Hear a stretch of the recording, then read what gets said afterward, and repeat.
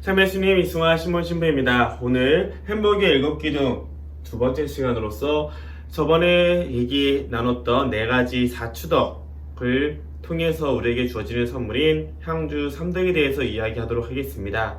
향주 3덕이라고 하면 하느님께서 우리에게 주시는 선물로서 인간과 인간과의 관계나 인간 세상 안에서 우리가 노력을 통해서 얻는 선물이기보다는 하느님과 우리와의 관계 안에서 주님께서 우리에게 주시는 은총이라고 보시면 더 이해하기 편하실 거예요. 그러한 선물은 3가지가 있는데 그렇기 때문에 향주 3덕 곧 믿음과 희망과 사랑이라고 합니다.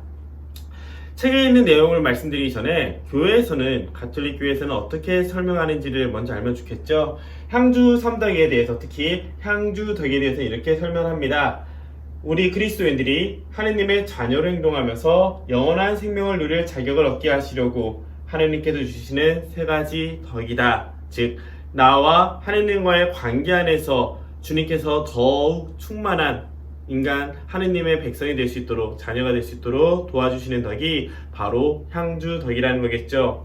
이러한 향주 덕은 믿음과 희망과 사랑이라는 3가지 덕으로 나눠지는데 이것을 조금 더 시간적 차순으로 보면은 흥미로운 점을 발견할 수 있습니다. 곧 향주덕이라는 것은 과거, 현재, 그리고 미래의 차원에서 이루어지는 것으로서 과거에 있던 일을 통해서 우리는 믿음을 쌓아갈 수 있고요.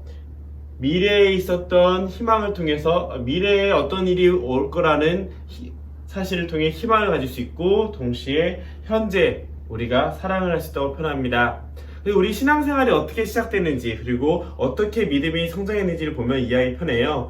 우리가 누군가에 대해서 많이 만나고 안다는 것은 그만큼 그 사람이 어떤 상황에서 어떻게 한다는지를 알고 있다는 뜻이겠죠. 마찬가지로 하느님께서 우리 인간들에게 어떻게 해주었는지를 어떻게 하셨는지를 본다면 그분께서 어떠한 분이신지를 우리는 알게 되고 그 알을 통해서 즉 들음으로써 알게 된 사실을 통해 그분에 대한 더 큰 믿음을, 신뢰를 얻을 수 있게 됩니다. 그렇게 해서 쌓여진 것이 믿음이라면 이러한 믿음을 기반으로 할 때 지금까지 늘 우리를 사랑하고 이끌어 주셨으니 최후의 날에도 그분께서는 사랑과 자비로 우리를 인도해 주실 것이다 라는 강한 희망이 생기겠죠. 즉 하느님께서 오시는 세상 마지막 날은 공포와 죽음의 순간이 아니라 하느님과 온전히 일치하는 기쁨의 순간이라는 것을 우리는 희망할 수 있습니다. 즉 믿음이 있을 때 비로소 미래의 희망을 가질 수 있고요. 우리가 미래에 큰 희망, 구원받을 수 있다는 하느님의 사랑 안에서 살 수 있다는 큰 희망을 가질수록 지금 이 순간 이 자리에서 작은 것들에 매이지 않고 다른 사람들에게 그 사랑을 나눠줄 수 있게 됩니다. 즉 인간다움을 살 수 있겠죠. 그래서 과거의 차원으로 믿음을 성장시키고 이 믿음을 기반으로 미래에 희망을 할 수 있다면 이 희망이 있기 때문에 우리는 오늘 사랑할 수 있게 되는 겁니다.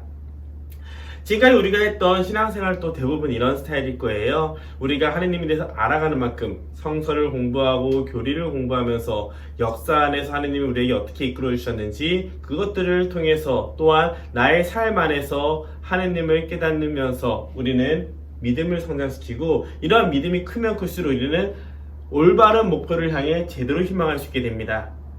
그리고 제대로 된 희망, 하나님께서 나의 든든한 뒷배가 되주시기 때문에 오늘 자잘구리한 상처들이나 아픔, 스쳐 지나간 것들에 대해서 매이지 않고 하느님께 더 사랑할 수 있는 것이죠. 그리고 이웃에게도 그 사랑을 나눠줄 수 있게 됩니다. 그렇기 때문에 이 3가지 모습은 이런 그림으로 표현하면 좋을 것 같아요. 과거를 성찰하고 돌아보면서 반성하는 가운데 믿음을 성장한다면 우리가 최후의 날, 미래에 어떤 일이 있을 건지에 대해 희망할 수 있고 그 희망을 토대로 우리는 서로 하느님과 우리의 사이의 사랑뿐만 아니라 이웃과 나와의 공동체 안에 인간들 사이에서도 서로 사랑할 수 있다는 장점이 있겠죠. 여기까지 이해를 하신 상태에서 책을 보신다면 훨씬 더 편하게 받아들일 수 있을 겁니다. 즉 책에서는 이렇게 표현해요. 믿음과 사랑과 희망을 수대로 믿음이라는 것이 삶의 근본적인 문제에 대한 실존적인 대답이라면 즉 그저 아는 것에서 멈추는 것이 아니라 내 삶에서 내가 찾는 답을 살아가는 것 즉 실천적인 영역까지 가는 것이 믿음이라면, 사랑이라는 것은 내가 온전히 내어주는 것, 즉 더 큰 사랑을 느꼈기 때문에 나는 기꺼이 나를 내려주고, 동시에 사랑과의 관계 안에서 그 사람이 어떤 사람인지 모르잖아요. 모르지만 하느님의 사랑이 있기 때문에 기꺼이 불확실한 다른 상황의 관계 안에서 자신을 내어줄 수 있는 모험과 위험의 차원으로 볼 수도 있습니다. 또한 희망이라는 것은 내 삶의 깊은 의미가 무엇인지, 많은 어려움과 고난과 아픔이 있더라도 내가 무엇을 바라보고 사는지, 즉 삶의 깊은 의미를 목표로 하는 것이 바로 희망의 차원이겠죠. 하나하나 설명하면 이렇습니다. 믿음이라는 것은 진리를 향해 우리를 자유롭게 하며 두려움을 없애주고 신뢰를 불어넣는다. 즉 내가 찾는 근본적인 질문에 대한 답을 하는 가운데, 우리는 하느님께서 나를 사랑해 주신다는 그 믿음이 커질수록 우리를 보다 자유롭게 살 수 있고, 동시에 많은 고통과 어려움이 오더라도 기꺼이 하느님께서 나를 사랑해 주시고 지켜주신다는 믿음이 있기 때문에 두려움으로부터 벗어날 수 있고, 동시에 하느님에 대한 신뢰, 내 삶에 대한 신뢰, 하느님이 창조한 모든 피조물에 대한 신뢰가 쌓일 수가 있습니다. 그렇기 때문에 내 삶에서 직접적으로 어떻게 살아가느냐는 이 믿음의 성장의 크기에 따라서 우리는 달라지겠죠. 두 번째, 사랑이라는 것은 나를 잇는 것입니다. 나를 잇는다는 건 무엇이냐? 더 큰 사랑이 있기 때문에 나는 그 사랑의 대상에 온전히 빠져든다는 거겠죠. 즉 하느님에 대해서 온전히 사랑할수록 나는 나를 잇고 온전히 내어줄 수 있게 되는 것이고요. 동시에 여기서 나를 잇는다는 것은 나만을 생각하는, 즉 자아도취적인 자기애가 아닌 더 큰 사랑을 향해 나아간다는 뜻입니다. 또한 누군가를 사랑한다는 것은 관계를 맺는다는 거겠죠. 그 관계를 통해서 내가 어떤 사람인지, 또 어떤 상황에서 어디까지 할 수 있는지, 이렇게 내가 어떤 사람인지, 어떤 사람일 수 있는지 나의 가능성까지 보여주게 됩니다. 자연히 사랑은 기본적으로 사람을 성장시키고 변화시키게 되는 거예요. 그저 머릿속으로만 말로만 하는 것이 아니라 내 삶으로 관계를 온전히 맺어가는 가운데 나를 내어주고 그 사람을 온전히 받아들이는 사이에 내가 어떤 사람인지, 또 내가 어떤 사람이 될 수 있는지, 또 상대방을 사랑으로 성장시켜주는 이런 행동까지 가능해지는 것이죠. 이어지는 희망은 마찬가지로 이렇습니다. 우리는 삶의 한계를 마주쳤을 때 두려움을 만나고 자신의 나약함에 자신의 무력함에 직면하게 됩니다. 그럴 때 사람은 좌절하게 되죠. 하지만 믿음과 희망과 사랑, 이 관계 안에서 하나님께서 나를 사랑해 주신다는 그 믿음이 있을 때 우리는 오히려 궁극적인 완성을 향해서 나아갈 수 있는 희망을 포기하지 않을 수가 있습니다. 자, 어렸을 때 사랑을 많이 받고 자란 아이들은 좀 어려운 상황이 닥쳐도 그 누군가가 날 도와줄 수 있다는 그 희망을 가지고 있기 때문에 그 시련을 극복할 수가 있습니다. 하지만 늘 사랑받지 못했기 때문에 안절부절하고 불안했던 친구가 있다면 이 친구들은 어려운 상황이 왔을 때 쉽게 포기하고 좌절하게 되겠죠. 이처럼 희망이라는 것은 과거로부터 이어지는 믿음을 통해서 기반을 했을 때 더욱더 큰 목표를 향해 나아갈 수 있게 되고요. 내가 지금 눈앞에 보이는, 지금 나에게 다가오는 어려움들에 좌절하는 것이 아니라 더 큰 사랑, 궁극적인 완성, 내가 왜 살아가는지 그 삶의 의미까지 발견할 수 있도록 이끌어주게 됩니다. 즉 궁극적인 완성, 종말론적인 삶이 되겠죠.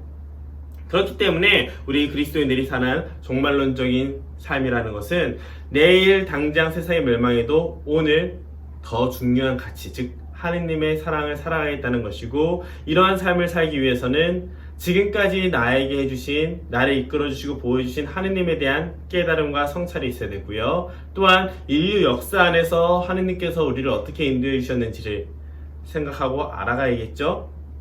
이렇게 신뢰를 쌓아가고 믿음을 키워가는 가운데 종말의 순간에 하느님이 무엇을 기준으로 우리를 바라보실지, 또한 당신께서 우리 모두를 구원하신다는 그 희망을 가지고 있기 때문에 오늘 우리는 주님을 닮아 사랑할 수 있는 것이겠죠. 그렇기 때문에 향주삼덕이라는 것은 단순히 인간의 힘으로만, 나만의 힘으로만 이루어지는 것은 아닙니다. 하느님에 대한 관계가 더욱 깊어질수록, 즉 인간적인 노력을 꾸준히 하면서 하느님과 관계가 깊어질수록 우리는 하느님의 사랑, 은총을 더 많이 받을 수 있게 되고, 이러한 은총은 믿음과 희망과 사랑이라는 향주 3덕을 통해서 더욱 하느님과 일치하는 삶을 살 수 있게 됩니다. 바로 이 점이 우리가 살아가는 진정한 참 행복, 하느님과 온전히 함께하는 그 행복을 받쳐주는 중요한 3가지 기둥이 되겠죠. 지난주와 이번주 합쳐서 우리는 7가지 기둥에 대해서 이야기를 해봤습니다. 그 전에 7지정을 통해서 우리가 무엇을 피하고 무엇을 조심해야 되는지 알았다면, 이제 하느님의 사랑을 온전히 충만히 느끼고 살아가는 참 행복을 위해서 어떤 노력, 어떤 방향성을 가지고 살아야 되는지를 공부를 했었던 것이죠. 그렇다면 다음 시간에는 10계명을 통해서, 즉 하느님이 가르침을 우리 일상에 어떻게 적용되는지에 대해서 바라보며 함께 우리 참 행복을 향한 신앙의 여정을 걸어가도록 하겠습니다. 수고하셨습니다.